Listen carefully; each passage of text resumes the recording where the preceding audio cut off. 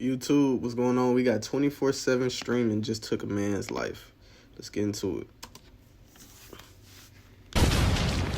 Mafia Don 3 will be the next stream that you will see me in. I don't know what this thing that you got going on, but it's starting to just get weirder and weirder. Your eyebrows are getting less hair on them. Your mustache is getting slimmer. Lips are getting all weird and pink. You just started to turn into one of those people. This morning, I was coughing up blood this morning, right in the cup. Look in that cup. There's blood, there's spit. No more with the 100 gifted. Appreciate it.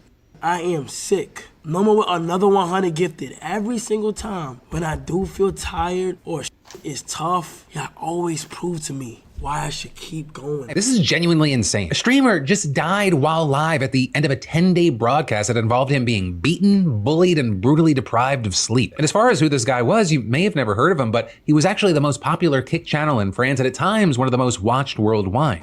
The marathon live stream. Brutally beaten, kicked in, attacked for streaming? That shit that important, my nigga? That shit ain't that important, my nigga. Ain't no way I'm risking my life putting my health and mental health on the line just for it to entertain you motherfuckers. Not that serious. This here is fun to do, but at the same time, and everybody want to grow, but at the same time, my health is not finna be at risk to do that. That makes no sense. Game just kicked it up a whole nother notch. Rest in peace to that man. The middle of the month of August means a few things for a lot of people. First and foremost, 8/19 represents my birthday. I'm the big 29. Yeah, I do feel a little bit older. I'm not gonna lie to you. It's it's hurting me. Unk is hurting. It also sparks the end of Leo season, which if you believe in zodiac signs, that can be a good thing. But it can also symbolize that streamers are gearing up for the most wonderful time of year if you are on Twitch. That's September, where subs are discounted. Now, oftentimes that means that streamers get a lot more revenue, a lot more money because they're gonna stream for a lot more hours, which means a lot more content. So please stay locked into the channel. But one of the cheat codes they figured out into doing this was by doing marathon streamings, going again and again and again continuously, streaming on the platform 24/7, 365. And the way that streaming has transformed over the past couple of years, it's more than just reacting to videos, playing games for long extended periods of time. It's going out, putting on the IRL book bag, to doing big elaborate mafia thons. See, I enjoy seeing content like this, but it gets to a point where, again, your health gets taken into effect. Bro, I cannot have niggas in my business 24/7. Nigga, what if my ass itching? I want to scratch my ass. Now everybody oh, he got booby duty hands. Nigga, my ass itch. My ass cheek was itching, nigga. Fuck you, man. What if I gotta go take a nice ass shit and they can hear me in their shit and that's too much, man. When I eat my food, they hear me smacking and all that extra shit, man. You know what I'm saying? People need space to be people, and when you streaming a marathon, it ain't like you got that. Cause some niggas really go to sleep with that shit on. Nigga, what if I go to sleep with that shit on, man, and my shit get up? You know what I'm saying? I got that motherfucking rock on me, man. You see what I'm saying? Now it's age restricted and shit. Or now it's cut down. Cause nigga, why your shit like that? But whole time nigga you sleeping. A nigga like me, man, I don't sleep clothed, okay? I couldn't do that shit, man. It's taking away the comfortability of living. Having a camera on you 24/7, man. And sometimes I say some real dark humorous jokes. And people might not think it's funny, but it's funny to me. But I sometimes I say jokes that ain't that nice. You know what I'm saying? And people might be like, oh, this nigga is fucking terrible. But in the whole time, nigga, I'm just joking.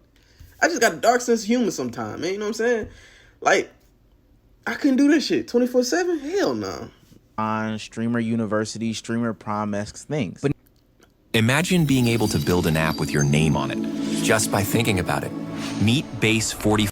But now we are getting to the point where it is detrimental to people's health, even to the extent of losing lives, where we have to ask, how sustainable is this 24-hour marathon streaming type situation? When I tell y'all I was going through it, I was really going through it, bro. Dead ass. Bro, by day 10, I was like, I don't know how I'm gonna get through the rest of these 20 days. Nigga, I'm having nights where I'm in the bathroom, just bawling my eyes out.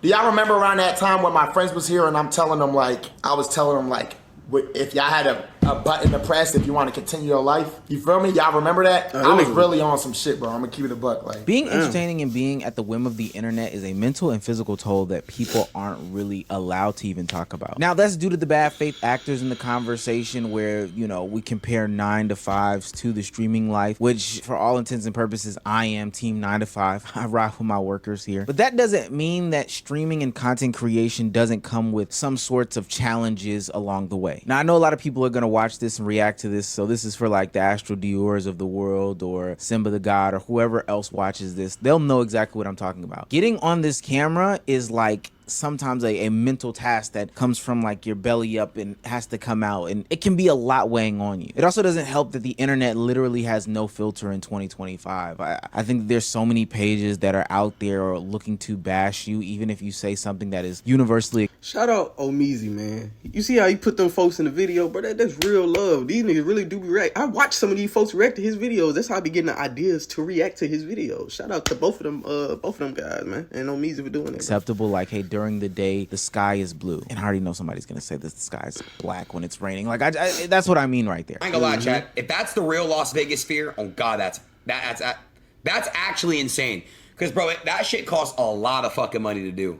So I ain't gonna lie, bro. That shit is absolutely it is. That's actually crazy. Yeah, that's wild. The sphere, that shit costs a lot of fucking money to do, bro. So listen, there's people in my chat. Just listen, bro. Damn, bro, just chill. That nigga Cuffin be hating like a bitch too, boy. I noticed that. Anytime that nigga anything about cussing that nigga Cuffin be hating like a motherfucker. I be like, damn, what this nigga Kai took your bitch? You know what I'm saying? Like, damn, what you hating like that for, bro? Smooth, it's cool. With that being said, you need time to decompress, but that doesn't happen when you do these marathon streams like this. And not only does it take a toll on your mental, like Blackboy Max just said, but it also takes a toll on your physical, like Kai was speaking to earlier. He was coughing blood into a cup. That's a full stop. Let me go to the doctor. But because he had committed to his audience that he was going to do some sort of marathon streaming and that they kept gifting and donating subs and stuff like that, he was ultimately faced with a big conundrum. Streamer niggas be like, chat, my arm hurts. Should I go to the doctor? Nah, chat. Let me know.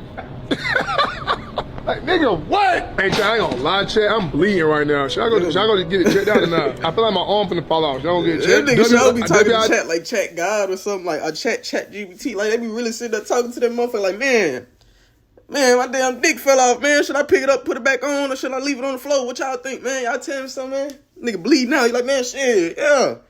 Y'all let me know something quick, man. I'm dying. Like, what the fuck, bro? These people should not be running your life. And that's literally how them fucking streamers be. Like, motherfuckers is running their life. Fuck, nigga. Relax.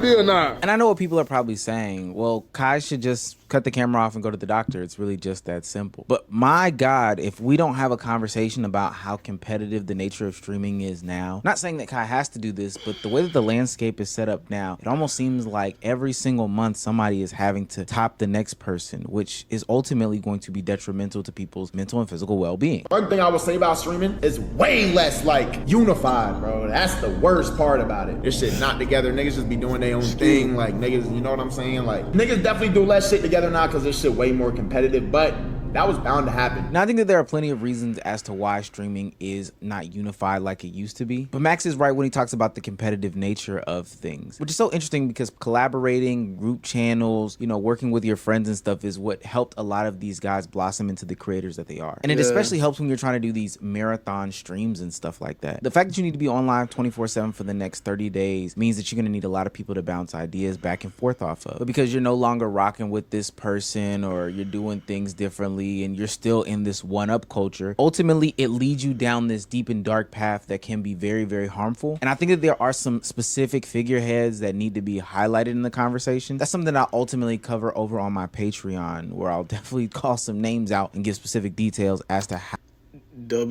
advertisement throw-in. How they put us in the place that we are now. Because you're in this era of one-upping each other, because you're in this era of competition, because you're in this era of always doing the most over-the-top and outlandish thing for the name of views, because if you do it for this minute, you'll only be relevant for the next potentially hour until the next thing happens. That's exactly how you get the situation where the French streamer ultimately has his life ended. Meet French streamer John Pormel, who died in his sleep at 46 years old while on day 10 of a streaming marathon. Marathon. Now, we've talked about tragedy on this platform before when it comes to streaming. Not to the extent of anybody passing away, but more so like bodily harm or pranks that gone too far on the internet. But this is a different situation. Those were fringe people. Those were edgelords who ultimately are not here to talk about today. But this guy was one of the top streamers in the world. Definitely one of the top streamers in his country. It's a tragedy that he succumbed to what a lot of people are talking about, which is infinite clout disease and streaming 24/7. And while he started out filming himself gaming, eventually he ended up as part of a collective run by a guy by the name of Owen, along with another one by the name of Safin. Right, and these two, they reportedly got a kick out of bullying him, with this soon evolving into full-on physical and psychological abuse. They'd also threatened to throw him out on the street when he tried to leave. They apparently beat him, choked him, shot him with a paintball gun, poured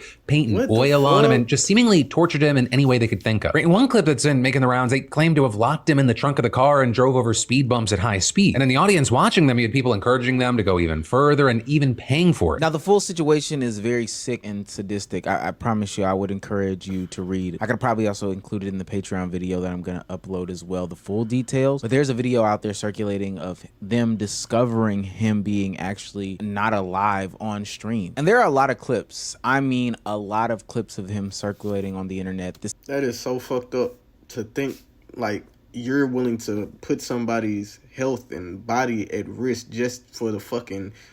Some people don't even do it for the money. They just do it for the clout and the views, bro. And if they like that, bro, them niggas, bro, if they the reason why this man lost his life, they should be jailed, bro. Seriously, because at the end of the day, it's never that serious, bro. Like, when does human life come into account and you be like, dang, maybe I shouldn't do this for these people? Some people take stuff too far. Like, they said that man in his 40s and they was doing this type of shit to this dude, bro. That's insane. Collective on the internet of this man just being tortured. I mean, abused, physically harmed, mentally harmed, just the whole 9 yards. I don't know how else to say this, but obviously YouTube won't allow me to show these things, but honestly, it hurts my heart. Like, I'm in pain watching this stuff. Now, I don't know if this man had mental ailments, you know, wasn't a high functioning person, had something going on with him, but it's clear that he was able to be manipulated and taken advantage of. Easily a target for the people that were supposed to be taking care of him or his friends, the guy named Owen in question. There's even a clip of them talking and having the conversation where somebody asked via chat, I guess, why JP decides to stay through all this. And he's basically, Owen, saying to them and to JP, hey, this is the way out of poverty. This is the way that, you know, me and you can connect and I can be your friend because I am your only friend in this world. Which is sick. That shit is so manipulative, bro. To sit there and tell somebody that, it's like you feeding them bullshit for your gain. Like, that is a shitty fucking person, bro. And he should not be able to even have a platform after that happened, bro. It's like he's literally taking advantage of a motherfucker that just want companionship, want friendship, and taking that shit and making it something totally different, bro. And being manipulative like that. And everybody just going for that shit. That is so fucking garbage. That's garbage. Hot trash, my nigga. In and of itself, like, there's a bigger conversation here about mental health and manipulation and all that stuff. But one of the reasons why JP fell for this is because of two things. One, of course, income. I mean, we know that we've seen these things about, you know, how popular people get famous based off of blowing up on these different social media platforms. And this is a guy who was about to get kicked out on the street, so he definitely needed some money. Two, and most importantly, this was the path to success as seen by him. The algorithm kept rewarding him for doing the most outrageous things. It started off with him crashing out over some Fortnite videos. Aïe aïe aïe. Eh ben regarde comme il joue. Mais putain, nique ta mère. Ah c'est bon, j'arrête tout, j'arrête. C'est bon, Fortnite, je vais désinstaller, va niquer ça rate de mort. I don't know what the fuck he's saying. Escalated to him getting hit with paintballs on stream. Now, there's a little bit of a silver lining in all this. Kick ultimately banned the guys from that platform. Aiden and Drake are paying for the funeral expenses of all these things. I wish they would have definitely caught this stuff earlier. Like, this is definitely Jackass from Johnny Knoxville in the early 2000 days, taken to a whole different level. And this is why we were never supposed to do these things without supervision or at all. But there's a huge problem with one-upping culture because we've talked about this plenty of times beforehand and it's just been ignored. This marathon stream was broadcast for months where these people kept one-upping the torture and the harm until ultimately this person's life got ended. This is bigger than the inherent issues with streaming that continuously. I think that ultimately there is some sort of health and safety concerns that come with just being up and being on 24/7. But being manipulated by the internet and the friends and all the eyes that you can attract, etc., can only do nothing but hurt your mental and your physical. Now, no, I'm not saying that Kai Cenat or any of the FaZe guys are going to the extremes that these people are doing, but ultimately all of these people serve as blueprints of the way to go, the meta, the path to success. And as we get more competitive and more competitive and more competitive in the streaming world, going from 24/7 to 48/14, I can only see this turning out.